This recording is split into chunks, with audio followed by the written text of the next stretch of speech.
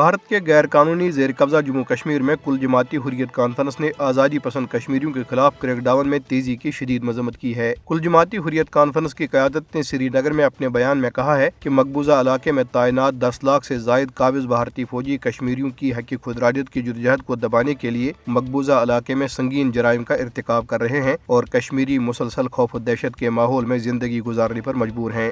بیان میں سری نگر کے علاقے داچی گام میں بھارتی فوجیوں کے ہاتھوں شہید ہونے والے نوجوان کو شاندار خراج عقیدت پیش کرتے ہوئے کہا گیا ہے کہ شہداء کی بیج بہا قربانیاں ہرگز رائے گاہ نہیں جائیں گی۔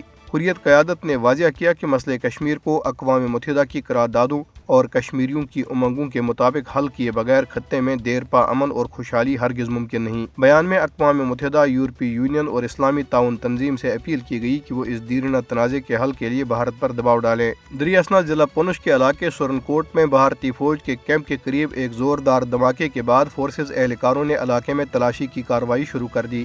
بھارتی پولیس نے الصبح سینٹرل جیل سری نگر پر چھاپہ مارا۔ پولیس اہلکاروں نے مختلف بیرکوں کی تلاشی لی اور کئی قیدیوں کے موبائل فون ضبط کر لیے۔ بدنام زمانہ بھارتی تحقیقاتی ادارے انفورسمنٹ ڈائریکٹوریٹ نے مقبوضہ کشمیر میں 6 کشمیریوں کے خلاف منی لانڈرنگ کا جھوٹا مقدمہ درج کر لیا ہے۔ یہ مقدمہ جموں خطے کے رہائشیوں محمد اقبال بکروال، مدثر علی، عبدالجلیل، اختر میر، پرویز میر اور اقبال میر کے خلاف درج کیا گیا۔ قانونی ماہرین اور سول سوسائٹی کے ارکان نے افسوس کا اظہار کیا کہ مودی حکومت غیر قانونی بھارتی قبضے کو چیلنج کرنے کی پاداش میں کشمیریوں کے خلاف جھوٹے مقدمات درج کر رہی ہے۔